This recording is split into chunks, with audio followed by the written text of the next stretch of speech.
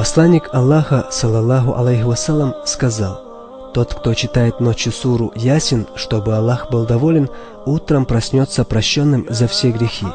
Того, кто прочитает суру Ясин, Аллах удостоит таким вознаграждением, словно он 10 раз прочел Коран от начала до конца».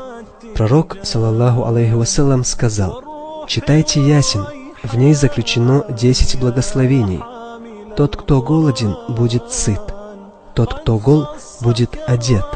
Тот, кто не женат или не замужем, обретет семью. Если человека мучает беспокойство, то он избавится от него. Если он огорчен, то обретет радость. Если это путник, чужеземец, то в пути он найдет помощь. Если кто-то болен, он найдет исцеление». Если эту суру прочитать над покойником, то муки загробной жизни уменьшатся. Жаждущий обретет влагу. أعوذ بالله من الشيطان الرجيم بسم الله الرحمن الرحيم ياسين والقرآن الحكيم إنك لمن المرسلين على صراط مستقيم تنزيل العزيز الرحيم لتنذر قوما ما أنذر آباؤهم فهم غافلون لقد حق القول على أكثرهم فهم لا يؤمنون إنا جعلنا في أعناقهم أغلالا فهي إلى الأذقان فهم مقمحون وجعلنا من بين أيديهم سدا ومن خلفهم سدا فأغشيناهم فهم لا يبصرون وسواء عليهم أأنذرتهم أم لم تنذرهم لا يؤمنون إنما تنذر من اتبع الذكر وخشي الرحمن بالغيب فبشره بمغفرة وأجر كريم إنا نحن نحيي الموتى ونكتب ما قدموا وآثارهم وكل شيء أحصيناه في إمام مبين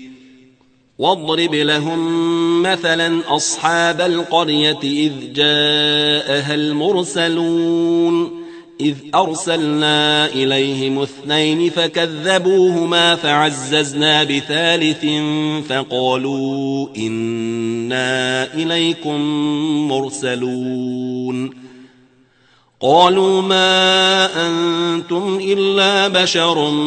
مثلنا وما أنزل الرحمن من شيء إن أنتم إلا تكذبون قالوا ربنا يعلم إنا إليكم لمرسلون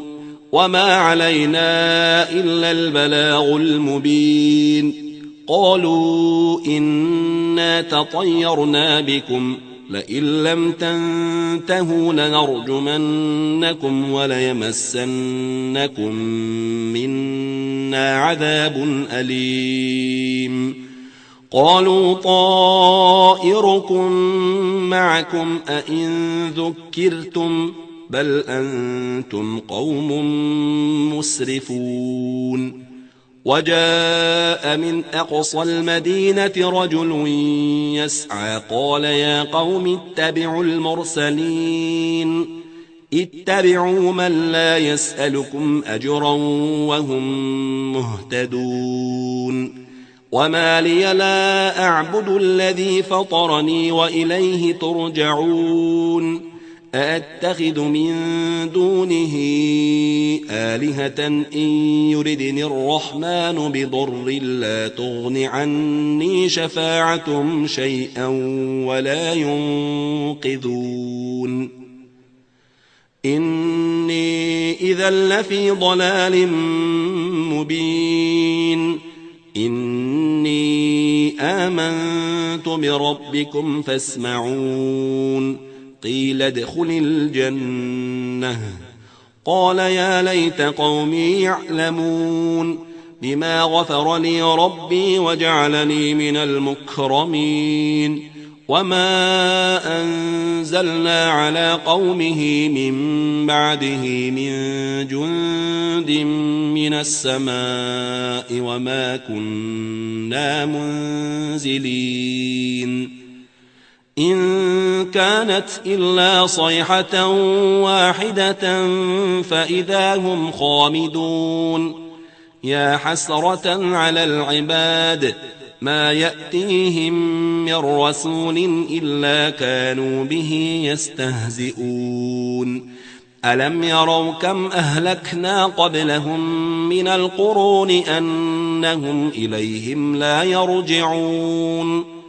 وإن كل لما جميع لدينا محضرون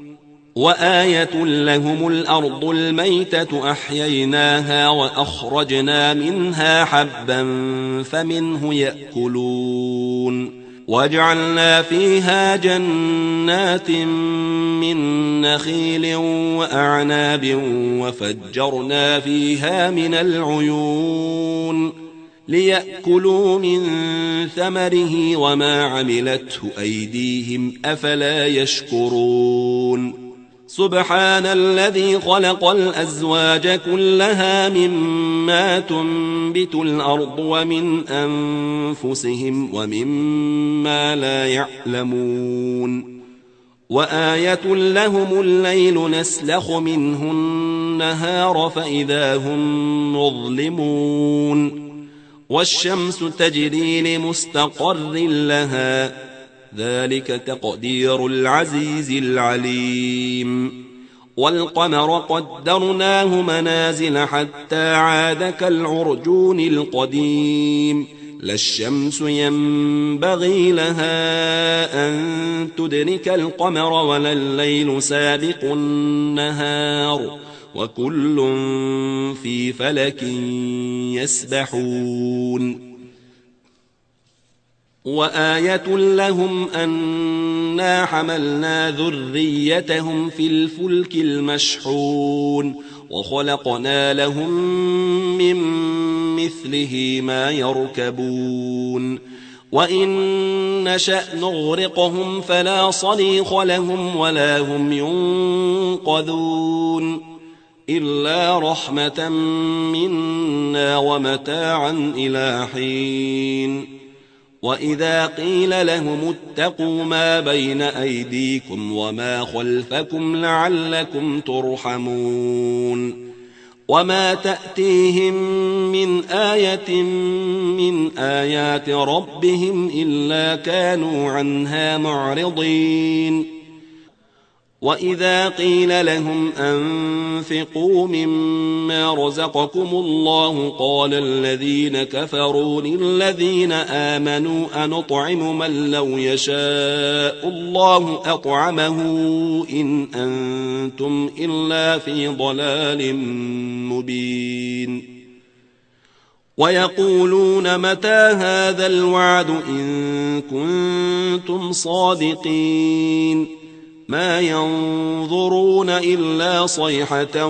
واحدة تأخذهم وهم يخصمون فلا يستطيعون توصية ولا إلى أهلهم يرجعون ونفخ في الصور فإذا هم من الأجداث إلى ربهم ينسلون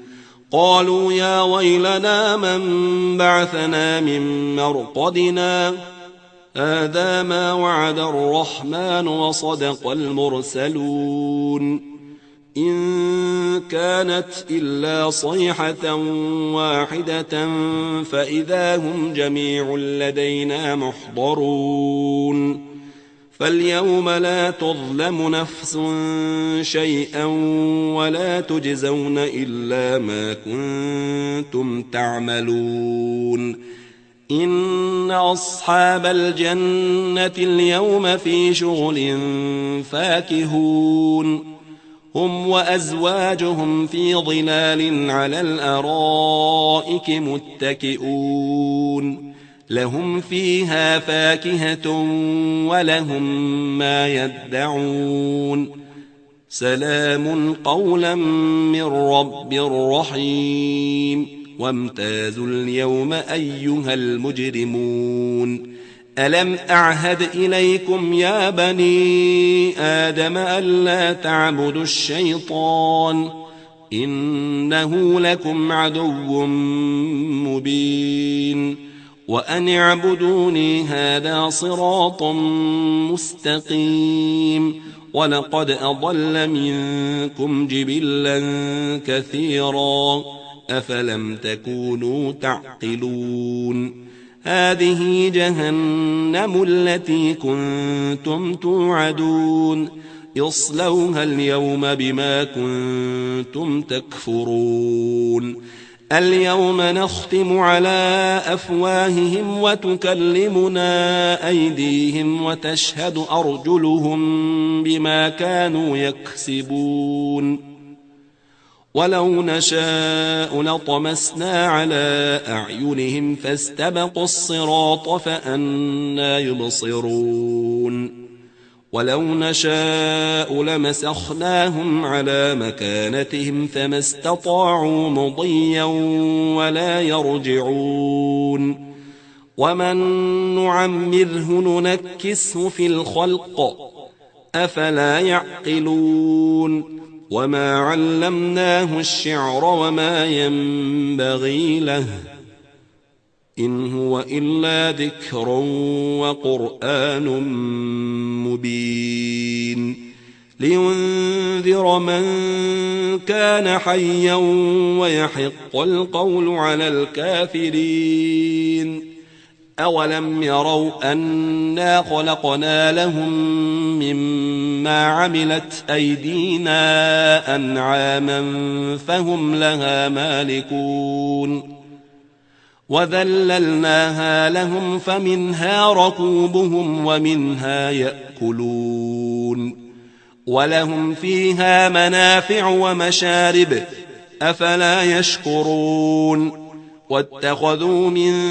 دون الله آلهة لعلهم ينصرون لا يستطيعون نصرهم وهم لهم جند محضرون فلا يحزنك قولهم